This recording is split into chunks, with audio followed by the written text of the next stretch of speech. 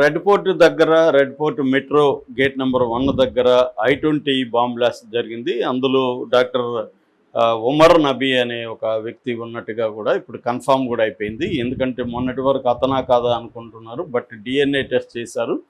So ఆ DNA టెస్ట్లో ఇతను డాక్టర్ ఉమర్ నబీ అనేది అర్థమైంది. మరోవైపు ఆ వెహికల్ హర్యానా ఫరీదాబాద్ నుంచి బయలుదేరి ఢిల్లీ చేరుకుంది. మార్నింగ్ బయలుదేరి ఢిల్లీ చేరుకుని ఢిల్లీలో అనేక ప్రాంతాలని అది చుట్టినట్టుగా చెప్తున్నారు. ఓవరాల్గా ఆ కారు 11 రోజుల ముందే కొన్నారని చెప్తున్నారు. 11 రోజుల ముందు కొన్ని దొంగ సర్టిఫికేట్లు పెట్టి దాన్ని మొత్తం పొల్యూషన్ సర్టిఫికేట్ అవన్నీ కూడా సంపాదించారు. సో ఇది ప్లాన్డ్గానే ఈ కారులో బాంబులు పెట్టి పేల్చాలని ఒక ప్లాన్గానే ఇది చేశారు. అట్లాగే ఇంకొక ఎకోస్పోర్ట్ అనే ఇంకొక రెడ్ కారు కూడా ఐడెంటిఫై చేశారు. అది కూడా ఉమర్ నబీ పేరుతోనే ఉందని చెప్తున్నారు. సో ఈ డాక్టర్ ఉమర్ నబీ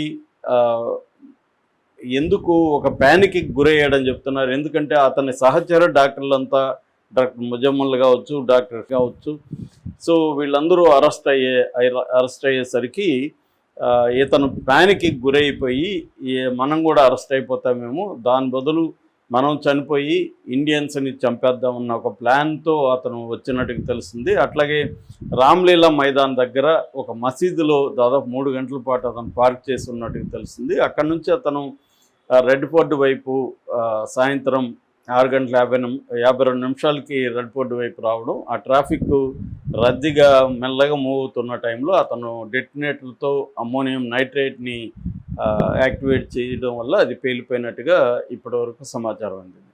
ఇప్పుడు ఈ వీళ్ళ ప్లాన్ ఏంటి అనేది కూడా బయటపడింది. ముఖ్యంగా డాక్టర్ ముజమ్మల్ మొత్తం కక్కేశాడని చెప్తున్నారు.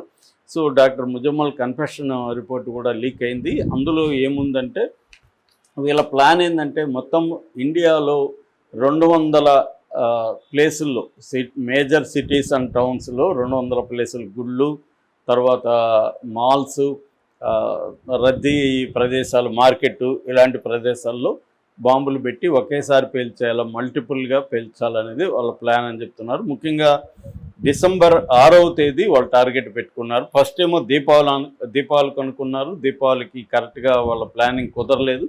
తర్వాత డిసెంబర్ 6కి నెక్స్ట్ ప్లాన్ ఉంది. డిసెంబర్ 6 ఎందుకంటే 1996 డిసెంబర్ 6న బాబ్రీ మసీదుని కూల్చివేశారు. కాబట్టి దానికి ప్రతీకారంగా బాబ్రీ మసీద్ స్థానంలో రామ మందిరాన్ని కట్టారు. కాబట్టి ఆ రామ మందిరాన్ని పేల్చేసి మేజర్ టార్గెట్ అది.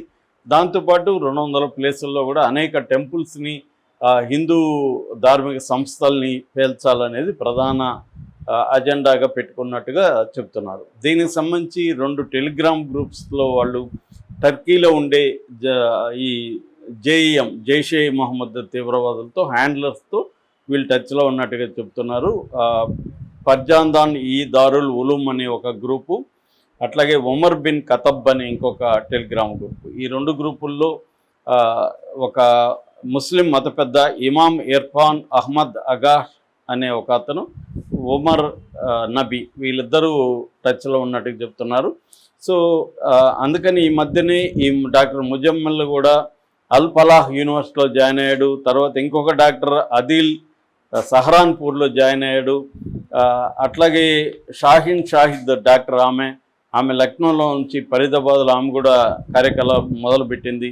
సో ఒకవైపు వైట్ కాలర్ టెర్రరిజాన్ని ప్రోత్సహించడం, ఇంకొక వైపు ఉమెన్ వింగ్ని కూడా స్ట్రెంగ్తన్ చేయడం. ఈ మనకు కానీ చూస్తే మసూర్ అజర్, ఈ జైషే మహమ్మద్ స్థాపకుడు, అతని బావమర్ది చనిపోయాడు. వాళ్ళ చెల్లెలు సాదియా అజర్, ఆమె ఇప్పుడు ఇండియాలో ఉమెన్ వింగ్ని ఆమె ఆపరేట్ చేస్తుంది. ఆమె ద్వారానే ఈ డాక్టర్ షాహిద్ని ఆమె రిక్రూట్ చేసుకునింది. ఇప్పుడు ఇంకొంతమంది కూడా దీంట్లో చేరారని చెప్తున్నారు. ఈ వాళ్ళను కూడా అఫీరా బేబీ అనే ఇంకొక ఆవిడ కూడా దీంట్లో చేరింది. ఆమె ఇప్పుడు పరారులో ఉంది. సో ఆమె కోసం వెతుకుతున్నారు. అంటే ఈమె చాలామంది అమ్మాయిల్ని రాడికలైజ్ చేసినట్టుగా ఆమె కూడా కన్ఫెషన్ రిపోర్ట్లో ఒప్పుకున్నది ఈ షాహిద్ డాక్టరు.